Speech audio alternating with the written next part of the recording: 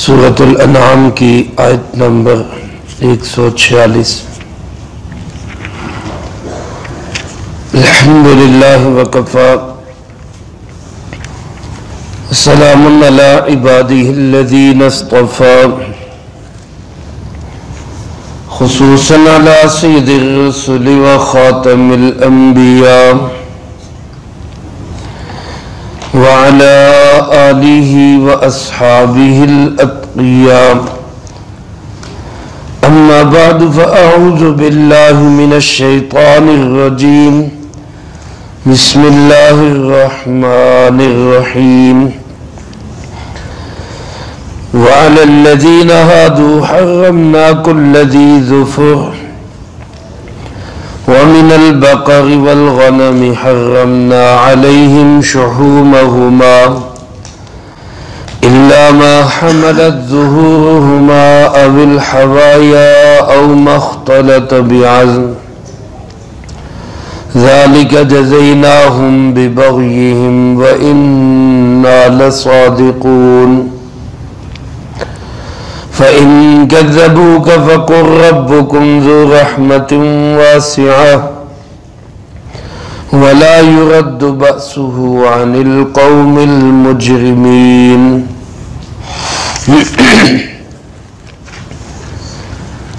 وَعَلَى الَّذِينَ هَادُوا حَرَّمْنَا، اور یہودیوں پر ہم نے حرام قرار دیا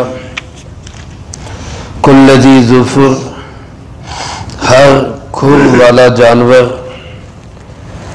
ومن البقر والغنم، اور گائے اور بھیڑ بکری میں سے بھی، حرمنا علیہم شحومہما، ہم نے حرام قرار دیا ان پر ان کی چربی کو، الا ما حملت ظہورہما، سوائے اس کے جو ان کی پشت پہ ہو، او الحوایا، یا آنتوں پہ ہو، او مختلط بعظم، یا جو گوشت میں غل مل گئی ہو، ذالک جزیناہم ببغیہم، یہ بدلہ دیا ہم نے ان کو ان کی شرارتوں کا، وَإِنَّا لَصَادِقُونَ، اور بے شک ہم سچے ہیں۔ فَإِن كَذَّبُوكَ، پھر اگر یہ آپ کو جھٹلائے، فَقُلْ رَبُّكُمْ ذُو رَحْمَةٍ وَاسِعَةٍ، تو آپ فرما دیجئے تمہارا پروردگار بڑی وسعت والی رحمت والا ہے، وَلَا يُرَدُّ بَأْسُهُ عَنِ الْقَوْمِ الْمُجْرِمِينَ، اور کوئی واپس نہیں لوٹا سکتا اس کے عذاب کو مجرم قوم سے۔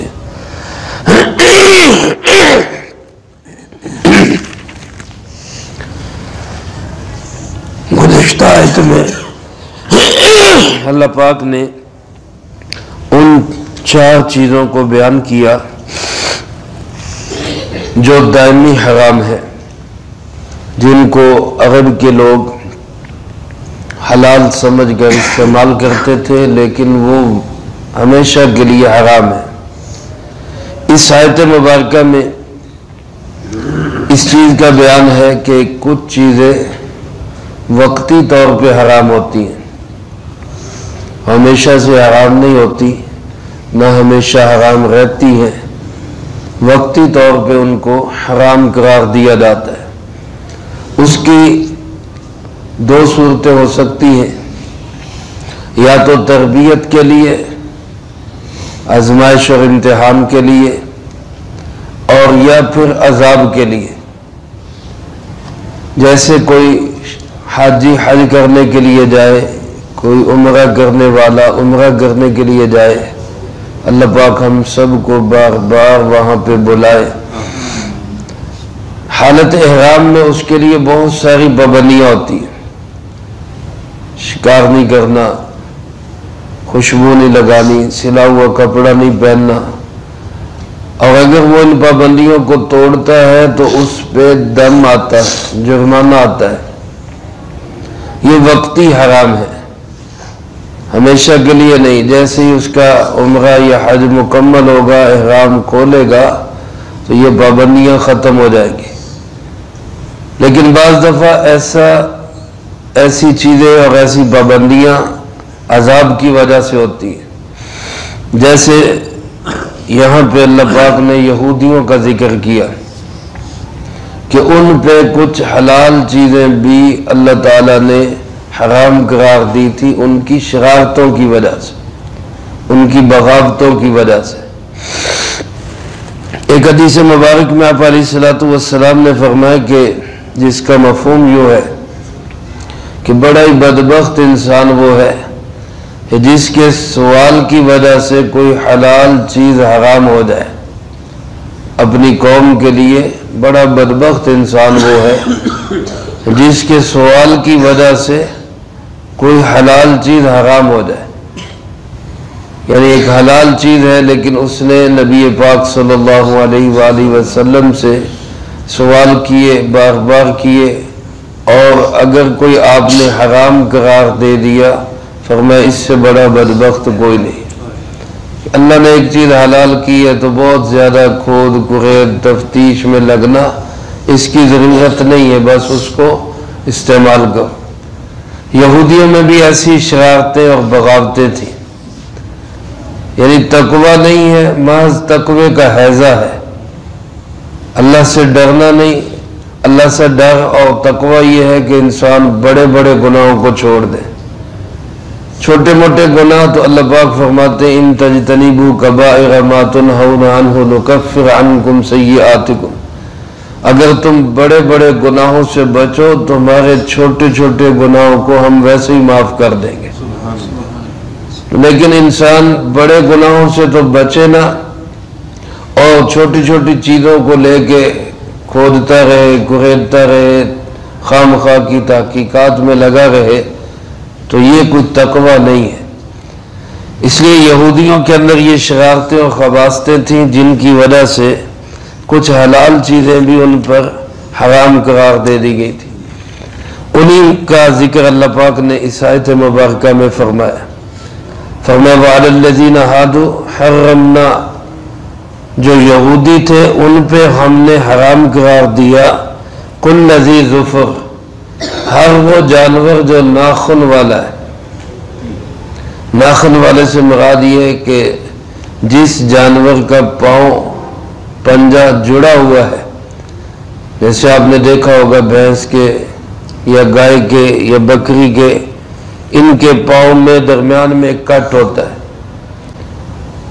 اور اونٹ جو ہے، شتر مرغ ہے، بطخ ہے، مرغابی ہے، ان کے پاؤں جڑے ہوئے ہوتے ہیں، اس میں درمیان میں کٹ نہیں.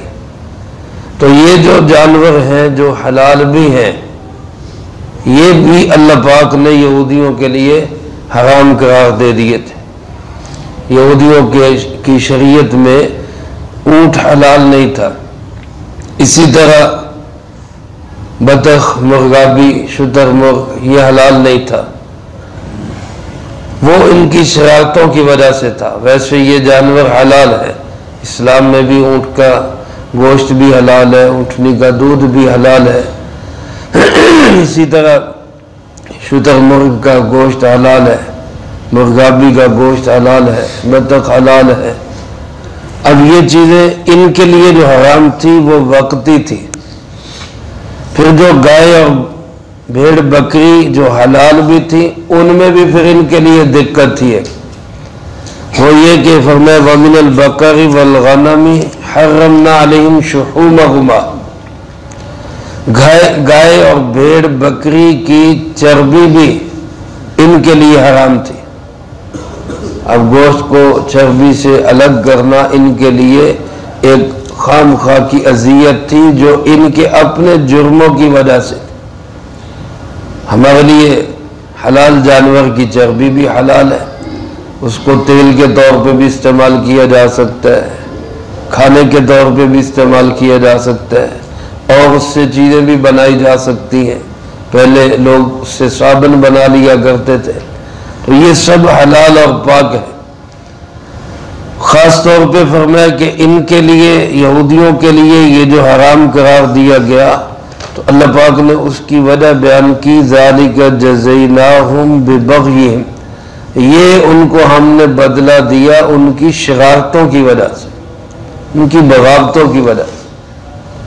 تو حلال جانور کی چربی ان کے لیے حرام تھی، لیکن اس میں 3 جگہ کی چربی کو مستثنیٰ قرار دیا، الا ما حملت ظہورہما، جو ان کی پشت پہ لگی ہو، او الحوایا، یا جو آنتوں پہ ہو، او مختلط بعظم، یا جو گوشت میں غچ مچ گئی ہو، رل مل گئی ہو، وہ تو حلال تھی، اس کے علاوہ جو چربی تھی وہ حرام تھی۔ اب ان کو بہت اس کی صفائی کرنی پڑتی تھی۔ ہمارے ہاں بہت زیادہ صفائی نہ بھی ہو تب بھی حلال ہے، اگرچہ صفائی نظافت کی چیز ہے، اچھی چیز ہے، لیکن ان کے لیے تو بہت مشقت تھی کہ اس کو الگ کریں تب حلال ہوگا، ورنہ حلال نہیں۔ اللہ پاک فرماتے یہ جو ہم نے کیا اس میں ان پہ جو پابندیاں ہوئیں، جو سختیاں ہوئیں، یہ صرف ان کی شرارتوں اور بغاوتوں کی وجہ سے۔ آج اب شریعت تو مکمل ہو چکی ہے، کسی حلال کو حرام یا حرام کو حلال قرار نہیں دیا جا سکتا۔ جو حلال ہے وہ ہمیشہ کے لیے حلال ہے، جو حرام ہے وہ ہمیشہ کے لیے حرام ہے، اس میں کوئی رد و بدل ہو نہیں سکتا۔ لیکن بعض دفعہ شرارتوں، خباثتوں اور گناہوں کی وجہ سے انسان حلال چیزوں سے محروم کر دیا جاتا ہے۔ حدیث پاک میں آتا ہے رسول اللہ صلی اللہ علیہ وآلہ وسلم نے ارشاد فرمایا ان العبد لیحرم من الرزق بالذنب او کما قال علیہ السلام، فرمایا کوئی بندہ کسی رزق سے محروم کر دیا جاتا ہے اور اس کی محرومی کی وجہ اس کے گناہ ہوتے، یعنی اپنے گناہوں کی وجہ سے وہ رزق سے محروم کر دیا جاتا ہے۔ بلکہ ایک دوسری حدیث مبارک ہے جس کا مفہوم یوں ہے کہ بندوں کے گناہوں کی وجہ سے جانوروں، پرندوں، حتیٰ کہ کیڑے مکوڑوں کے رزق پہ بھی اثر پڑتا ہے بندوں کے گناہوں کی وجہ سے۔ اس لیے ایک حدیث مبارک میں ہے جب کوئی گناہ گار اور شرارتی بندہ، باغی بندہ، اللہ کا نافرمان بندہ، جناب محمد کریم صلی اللہ علیہ وآلہ وسلم سے، ان کے دین سے دور ہٹا ہوا بندہ جب دنیا سے جاتا ہے تو ہر مخلوق شکر ادا کرتی ہے کہ مر گیا، اس کی وجہ سے ہمارا رزق بند ہوگا۔ اور جب کوئی نیک بندہ دنیا سے جاتا ہے تو ہر مخلوق روتی ہے کہ اس کی برکت سے جو رحمتیں برکتیں آ رہی تھی وہ آج ختم ہو گئی۔ تو اس لیے حلال و حرام کا تعلق اس سے بھی ہے کہ کوئی شرعاً چیز حلال اور حرام ہو جائے، اور حلال اور حرام کا تعلق اس سے بھی ہے کہ انسان کو اچھی اور پاک چیزوں سے بھی محروم کر دیا جائے گناہوں کی وجہ سے۔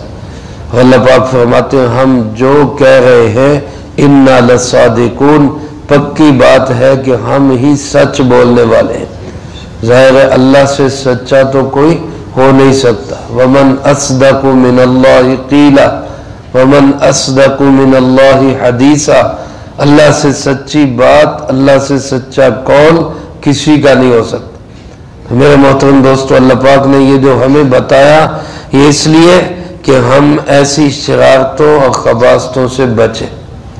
اللہ پاک فرماتے ہیں اس سب کے باوجود فَإِن كَذَّبُوكَ، میرے محبوب جناب محمد کریم صلی اللہ علیہ وآلہ وسلم، اگر یہ لوگ پھر بھی آپ کو جھٹلاتے ہیں، آپ کی تکذیب کرتے ہیں، تو آپ تنگ دل نہ ہو، دلگیر نہ ہو، پریشان نہ ہو، آپ ان کو بھی بتائیں ربکم ذو رحمت واسعہ، تمہارا پروردگار بڑی وسیع رحمت والا ہے، سبحان اللہ، اس کی رحمت بہت وسیع ہے۔ حدیث پاک میں آتا ہے اللہ کے محبوب صلی اللہ علیہ وسلم نے فرمایا اللہ رب العالمین نے اپنے عرش پہ یہ بات لکھی ہوئی ہے ان رحمتی غلبت علی غضبی، کہ میری رحمت ہمیشہ میرے غصے پہ حاوی رہے گی۔ بعض بندے ایسے ہوتے ہیں کہ بڑے دل کے اچھے ہوتے ہیں، لیکن غصے میں آتے ہیں تو ان کا غصہ غالب آ جاتا ہے، ان کی رحمت شفقت وہ مغلوب ہو جاتی ہے۔ لیکن اللہ کی ذات ایسی ذات ہے، بڑے غصے میں بھی ہو پھر بھی اس کی رحمت اس کے غصے پہ حاوی رہتی ہے۔ کسی کرم نوازی اللہ رب العالمین کی ہم گناہ گاروں کے لیے بہت بڑی اس میں امید ہے، بہت بڑی آس ہے اس میں۔ مفتی حسن صاحب رحمۃ اللہ علیہ جو جامعہ اشرفیہ کے بانی تھے، ان کا ایک مقولہ اور ملفوظ گزشتہ دنوں نظر سے گزرا۔ فرمایا ایک بندے کو قیامت کے دن اللہ پاک اپنے سامنے کھڑا کریں گے، بندہ گناہ گار ہوگا لیکن ایمان والا ہوگا، عقیدہ درست ہوگا، اخلاق درست ہوگا، گناہ گار ہوگا، تو فرشتے کہیں گے مولا کریم یہ بار بار بندہ توبہ توڑتا رہا، کئی دفعہ اس نے توبہ توڑی، پھر توبہ کرتا تھا، پھر توڑ دیتا تھا، پھر کرتا تھا، پھر توڑ دیتا تھا، اللہ اس کو معاف نہ کر۔ اللہ پاک فرمائیں گے کہ میرا یہ وہ بندہ ہے جس کو شیطان بار بار گرانے کی کوشش کرتا تھا، یہ پھر اٹھ کے میری طرف آتا تھا، وہ پھر گراتا تھا، یہ پھر میری طرف اٹھتا تھا، ایسے لڑکڑاتے قدموں کے ساتھ یہ میری طرف آتا رہا۔ آج میں اس کو اپنے ان بندوں میں شامل کروں گا جو استقامت والے بندے۔ اس لیے جب بھی گناہ ہو جائے، نافرمانی ہو جائے، بار بار توبہ کریں، 1000 دفعہ بھی توبہ ٹوٹ گئی پھر توبہ کر لیں کہ اس کی رحمت بڑی وسیع ہے۔ لیکن فرمایا وَلَا يُرَدُّ بَأْسُهُ عَنِ الْقَوْمِ الْمُجْرِمِينَ، جو مجرم قوم ہوگی جن کا پیشہ ہی جرائم، نافرمانی، غنڈہ گردی، اللہ کی بغاوت، اللہ کے رسول صلی اللہ علیہ وسلم کی نافرمانی اپنا وتیرہ اور عادت بنا لیں گے، ایسے لوگوں سے پھر اللہ کے عذاب کو بھی کوئی ٹال نہیں سکتا، کوئی نہیں بچا سکے۔ اس لیے باغی بننے کی بجائے، مجرم بننے کی بجائے انسان گناہ گار بن جائے لیکن بار بار توبہ کرتا ہے، بار بار توبہ کرتا ہے۔ اللہ مجھے آپ کو سب کو اس کی توفیق نصیب فرمائے، جو کہا سنا اس کو زندگی میں لا کے دوسروں تک پہنچانے کی توفیق عطا فرمائے۔ اللہم لک الحمد کما ینبغی لجلال وجہک وعظیم سلطانک، اللہم لا احصی ثناء علیک انت کما اثنیت علی نفسک، اللہم لک الحمد کما انت اہل، صلی علی محمد کما انت اہل، وافعل بنا ما انت اہل، فإن